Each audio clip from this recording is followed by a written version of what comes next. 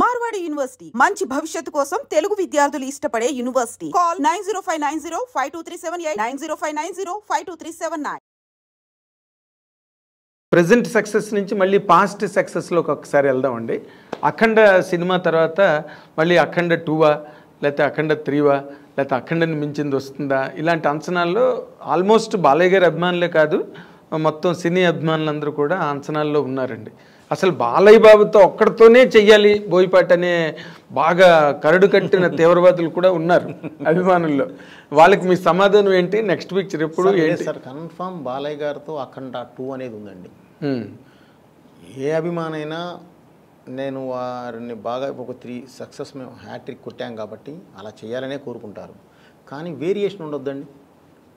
పక్క పక్కనే చేస్తే ఏది ఇప్పుడు పుల్లారెడ్డి స్వీటు ఒకటి తింటే బాగానే ఉంటుందండి, 2 తింటే బాగానే ఉంటాయి, 1 kg 2 kg తినలేము.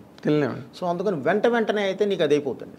ఒక చిన్న టైం తీసుకొని మనం చేస్తే గ్యారంటీ దానికి దీనికి ఉన్న గ్యాప్లో ఆయన 1-2 చేసి ఉంటారు, నేను 1-2 చేసి ఉంటాను బయట.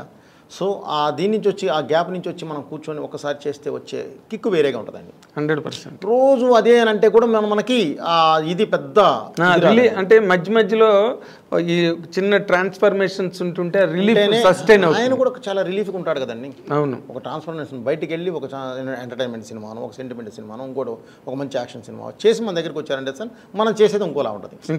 సో ఆ వేరియేషన్స్ కనిపిస్తాయి. ఓకే, ఒక ఆర్టిస్ట్లో అన్ని వేరియేషన్స్ రావాలన్నా కూడా అది చేయాలి, ఒక కొత్తదనం కనపడాలన్నా కూడా చేయాలి. అదే మా రోజు ప్రీ రిలీజ్ ఈవెంట్లో కూడా బాలయ్య గారు మీ గురించి చాలా బాగా మాట్లాడారు. ఇది మీ మేకింగ్ స్టైల్ మీద కానీ వాటి మీద ఆయనకి చాలా విపరీతమైన కాన్ఫిడెన్స్ మీరంటే. అవునండి. అంటే ఎందుకంటే అఫ్కోర్స్ 3 హిట్లు. అవునండి. ఆయనకు ఆ స్టేజ్లో అవి చాలా అవసరమైన హిట్లు కూడా. అదే టు బి వెరీ ఆనెస్ట్, ఎందుకంటే ఏ హీరోకైనా హిట్ అవసరం కదండి. ఇప్పుడు నెక్స్ట్ మీరు తీయబోయే సినిమా బాలయ్య గారి అభిమానులకు కనుక మీరు చెప్పాలి అని మీరు అనుకుంటే ఏం చెప్తారు సార్ బాలయ్య గారి అభిమానులకి? అంటే ఏం ఇప్పుడు నేను ఇంతకుముందు అదే చెప్పాను సార్. ఇప్పుడు జరుగుతూ ఉంది బాబీ సినిమా, ఇవన్నీ జరుగుతూ ఉన్నాయండి. బాబుది నాకు మధ్యలో ఇంకో కమిట్మెంట్ ఉందండి, అది చూసుకొని వెంటనే నేను ఇటు వస్తాను. ఇంకో కమిట్మెంట్ ఇప్పుడు చేయబోతున్నానండి. అది ఏంటి అనేది జస్ట్ ఫ్యూ డేస్లో నేను అనౌన్స్ చేస్తాను. ఓకే, జస్ట్ ఫ్యూ డేస్లో.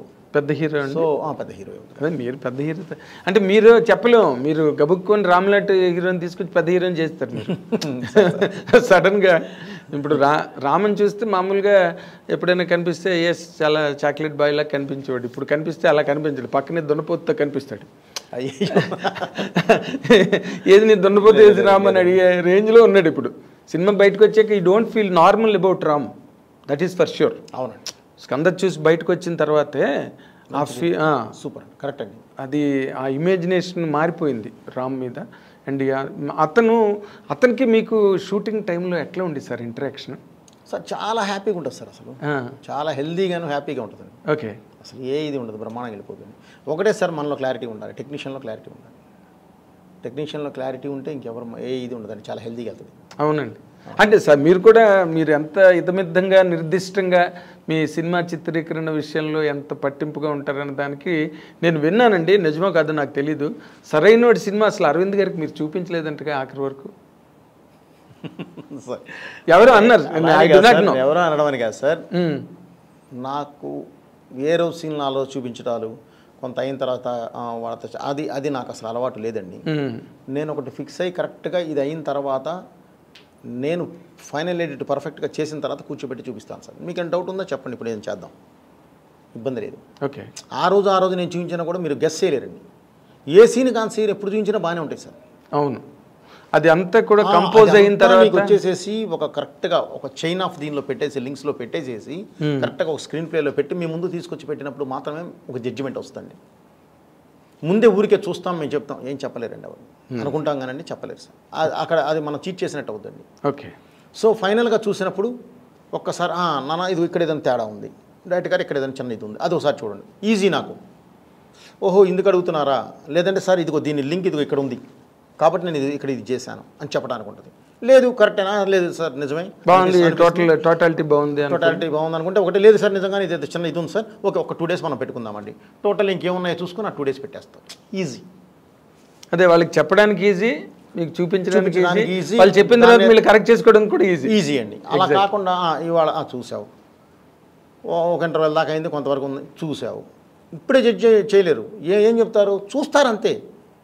నాకు ఇంకా సెకండ్ హాఫ్ ఉంది కదా, నేను షూట్ చేయకుండా నువ్వేం చెప్తావు జడ్జిమెంట్? కరెక్ట్. ఎవరైనా సరే సార్. అవును, మీ ఫస్ట్ హాఫ్లో లాక్లు అన్నీ సెకండ్ హాఫ్లో ఉంటాయి కాబట్టి ఎలా పడితే అలా చూపించి కూడా వేస్ట్ అండి. ఊరికి చూపించామంటే చూపించాము అంతే. అది ఎందుకు? అందుకని ఏంటంటే నేను ఆయనకి ఇదే చెప్పానండి, గురుగారు నాకు జడ్జిమెంట్ కావాలి. జడ్జిమెంట్ కావాలంటే నువ్వు రోజుకోసారి చూసే జడ్జిమెంట్ రాదు. ఇది ఆల్రెడీ చూసాను. ఎన్నిసార్లు ఒక ఎంటర్టైన్మెంట్ సీన్ ఉందండి, ఒకసారి చూసావు నవ్వావు, రెండోసారి చూసావు నవ్వావు, మూడోసారి చూసావు నవ్వావు, నాలుగోసారి నవ్వావు, ఐదోసారి చూసావు ఆల్రెడీ చూసాం అనుకుంటావు, ఆరోసారి నేను చక్కలికి పెట్టాలి. ఎందుకు వస్తుంది సార్ నవ్వు? సో అన్నిసార్లు నీకు, ఎందుకంటే నువ్వు ఇక్కడ చూస్తున్నావు, దానికి తర్వాత ఆర్ఆర్ యాడ్ అవుద్ది, అద్భుతమైన నీకు ఇది యాడ్ అవుద్ది, వాయిస్ యాడ్ అవుద్ది, డబ్బింగ్ యాడ్ అవుద్ది. ఇవన్నీ యాడ్ అయినప్పుడు ఒక డిఏ, కలర్ఫుల్ డిఏ యాడ్ అవుద్ది. ఇవన్నీ యాడ్ అయినప్పుడు ఉండే నీకు లుక్ కను మామూలుగా చూసేదానికి చాలా తేడా ఉంటుందండి. కరెక్ట్ అండి, కరెక్ట్. అదైతే ముందు అరవింద్ గారికి ఇప్పుడు మీరు ఏది చూసినా కూడా నన్ను జడ్జ్ చేయలేనప్పుడు ఎందుకు చూడటం? ఇప్పుడు వద్దు, మీరు పొల్యూట్ అవ్వద్దు. మీరు ఒకేసారి చూసినప్పుడు మీకు నువ్వు ఒక ఆడియన్లో చూసావు, మీకు ఒక జడ్జిమెంట్ ఉంటుంది. సో అందుకని నేను ఫస్ట్ నుంచి నేను బాలయ్య గారికి కూడా ఫైనల్గా చూపిస్తానండి. అంతేనా? ఫైనల్గా చూపిస్తాను సార్. బేసిక్గా ఆయనకి నాకున్న బాండింగ్ వేరండి. ఆయన అసలు కథ కూడా అడగడు, వద్దు భయపడగారు, మీరున్నారు చూసుకుంటారు నాకెందుకు అంటాడు ఆయన. ఓకే. సో ఆయనకి నాకున్న నమ్మకం అండి, మా మధ్యలో ఉన్న బాండింగ్ అది. ఓకే. సో ఇంకా ఎక్కువ రెస్పాన్సిబిలిటీ కదా, నువ్వేం చెప్పొద్దు నాకు, నువ్వే చెయ్యి. అది నిజంగానే బరువు కోసం అనండి ఆయన. నాకెందుకు భయపడుతున్నాడు కదా అని ఆయనకు ఒక నమ్మకం ఉంటుంది. నమ్మకాన్ని నేను నిలబెట్టుకుంటూ వచ్చాను కాబట్టి ఆయన ఇంకా బాగా నమ్ముతాడు. ఇప్పుడు మీరు మామూలు రెగ్యులర్ క్యారెక్టరైజేషన్ అయితే ఒక పద్ధతి అండి, అఖండలో ఈ క్యారెక్టర్ ముందు బాలయ్య బాబు గారికి చెప్పారా? అఘోరా క్యారెక్టర్. ఓకే. చెప్పిన తర్వాత షూట్కి వెళ్ళారా? 1 minute సార్ ఆయన వినింది. బాబు ఇప్పటివరకు మనం 2 ఇలా చేసాము, సోషల్ ఫార్మాట్ చేసాము, ఇప్పుడు సోషల్ ఫార్మాట్ 2.5 hours కష్టమైపోతుంది, మరి ఏం చేద్దామండి, నేను ఇలా అఘోరా క్యారెక్టర్ అనుకుంటున్నాను. అఘోరా అంటే విభూతి పూసుకొని హెయిర్ పెంచి వచ్చి ఇదే అన్నాడు. అవును బాబు, కాకపోతే బాలయ్య బోయపేట ఉంటారు కదా బాబు. కుట్టారుగా, బాలయ్య బోయపేట అలా ఉంటారు కదా. నిజమేనండి, మీ ఇష్టం, ఎప్పుడు గెటప్ చెక్క ఎప్పుడు వెళ్ళిపోతాం, ఇంతే జరిగింది. ఓ అంతేనండి, చాలా సింపుల్, చాలా సింపుల్. ఆ క్యారెక్టర్ ఎలా జర్నీ చేస్తాను, ఎందుకు నువ్వు చూసుకుంటావు కదా అన్నాడు ఆయన. ఓకే, అంతే, చూసుకోండి, తర్వాత మనం గెటప్ అంతప్పుడు కావాలంటే అప్పుడు ఏదైనా ఊరికే నేను ఎలా వెళ్ళాలి చెప్పండి నాకు చాలు అంటే అది నమ్మకం అండి, షీర్ ఫెయిత్ మీ మీద ఉన్న నమ్మకం అండి. అంతే, ఆ నమ్మకం ఉన్నప్పుడు మనం చాలా బాగా ఇంకెక్కువ వేసుకుంటామండి మా భుజాన. అది ఒక రకంగా హెవీ వెయిటేనండి. ఇప్పుడు కథ విని బాగోలేదు, ఇది మార్చండి ఇలా మార్చండి అంటే అప్పుడు సమానమైన నిష్పత్తి ఉంటుంది రెస్పాన్సిబిలిటీ. ఇప్పుడు అంతా మీదే, మంచి అయినా చెడైనా. సో మీరు ఆ యాంగిల్లో మళ్ళీ సింగిల్ హ్యాండ్ ఫైటే కదా మీది. మరి దాన్ని మీరు ఎంజాయ్ చేస్తారండి బాగా బాగా. ఎలా? ఎందుకంటే నేను రీమేక్ చేయలేను సార్. రీమేక్ చూపిస్తే నాకు కిక్ రాదు. నాకు రోజు స్ట్రగుల్ పడాలి. అమ్మ ఈ షాట్ ఎలా తీయాలి, ఇది ఇలా పెట్టాలి, ఇది మార్చాలి, బ్లాక్ మార్చాలి, నుంచి ఇది బయటికి తీయాలి. ఆ కిక్ ఉన్నప్పుడే నేను డైరెక్టర్గా బతికున్నట్టండి. అది లేని రోజు నాకు అవసరం లేదు సార్ అది. అందుకే నేను రీమేక్లు చేయనండి. రీమేక్లు చేయరు అసలు. ఆ ప్రస్తావన కూడా మీ దగ్గర రాదేమో. నేను చేయనండి, చేయలేను. నాకు కిక్ ఉండదు. అది నేను చూస్ చేసేదేం సార్. మరే కరెక్ట్. నేను అది పెద్ద ఇబ్బంది పడతాను. నేను రీమేక్లు మధ్య బాగా డిసప్పాయింట్ కూడా ఎప్పుడు రీమేక్ ఈజ్ అలా అని కాదు సార్. నేను వాళ్ళతో చెప్పండి, నేను ఎవరితో సినిమాలే కూడా నేను రీమేక్లకి వెళ్ళాను సార్. ఎందుకంటే ఆల్రెడీ చూసిన సినిమా సార్ అది. నేను సో కొత్త పాయింట్ ఆఫ్ వ్యూ ఏదైనా ఉంటే నేను చేస్తాను ఆ రీమేక్లో కూడా. కొత్త పాయింట్ ఆఫ్ వ్యూ దానికి. ఇప్పుడు నేను చేసిన దానిలోనే నాకు భద్ర ఉంది, సెకండ్ వెర్షన్ ఉంది. నాకు నేను చేయగలను. ఓకే, భద్రకి సెకండ్ వెర్షన్ ఉంది, కానీ సెంట్రల్ పాయింట్ అదే ఉంటుంది. ఆ సెంట్రల్ పాయింట్ మార్చాలి. మారిస్తే వచ్చేస్తుంది మొత్తం కొత్త కథ వస్తుంది. ఓకే, సింహ కూడా అలాగే ఉంది. తులసికి లేదని సింహాకు ఉంది అలాగే. ఇదే ఉంటుంది, సెకండ్ వెర్షన్ ఉంటుంది. సెకండ్ అంటే అదర్ వెర్షన్, ఇంకో రకంగా కూడా తీయచ్చు సినిమా. ఓకే, అదర్ వెర్షన్ అలా ఇంకేదన్నా నేను వెళ్ళినప్పుడు చేయగలను. కాదు సార్, దాన్ని ఎవరు డిసైడ్ చేస్తారు? మీకు మీరే డిసైడ్ చేసుకుంటారు కదా సార్, 2 వెర్షన్స్ ఉన్నప్పుడు. అంతే కదా సార్. అమ్మ మీరు మామూలు కారండి. కాదు సార్, ఎందుకంటే అది మా ధర్మం సార్. అది ధర్మం ఏంటంటే సార్, ధర్మం ఏంటి తేడా వచ్చిందంటే గొప్ప పగిలిపోతుంది. ఇప్పుడు ధర్మం ఓకే, మీ బాధ్యత, మీ ఉద్యోగ ధర్మం, లేకపోతే మీ బాధ్యతలో ఉండే ధర్మం అది. బట్ ఏదైనా ఒక బ్రిటిష్ వాళ్ళు వాళ్ళు ఎక్కువగా కౌన్సిలింగ్ని నమ్మేవారంట. కౌన్సిలర్స్ కూర్చుని డెసిషన్ తీసుకోవడం అది. అవును, అది అప్పుడు బాధ్యత అన్నది అందరికీ పంపకం జరుగుతుంది. ఇక్కడ మీరు 2 వెర్షన్స్ రాసుకుని 2 బాగున్నాయి దీనిలో వెళ్దామని అనుకోవడం మాత్రం ఇప్పుడు నాకు సాహసమే. నాకు ఒక రైటర్స్ వింగ్ కూడా ఉంటుందండి.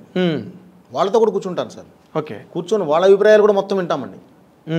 వాళ్ళతో పాటు కూర్చొని వాళ్ళ అభిప్రాయాలతో పాటు మొత్తం అంతా కూడా అభిప్రాయం తీసుకున్న తర్వాతే ఫైనల్ జడ్జికి నేను వెళ్తానండి. Okay, then you will arrive at final decision. Sir okay, ఇప్పుడున్న ఇది ఎలా ఉంది, ట్రావెల్ ఎలా కావాలి, ఏంటి వాట్ ఇస్ వాట్, ఇప్పుడు నడుస్తున్న ట్రెండ్ ఎలా ఉంది, ఓకే, ఎవరిని మనం ఖాయం చేస్తున్నాం, ఈ సినిమా ద్వారా ఎవరిని ఫస్ట్ ఆడియన్స్ మన సినిమాకి రావాలి అనేది కంపల్సరీ ఇది పెట్టుకొని కూర్చుంటాను. ఓకే.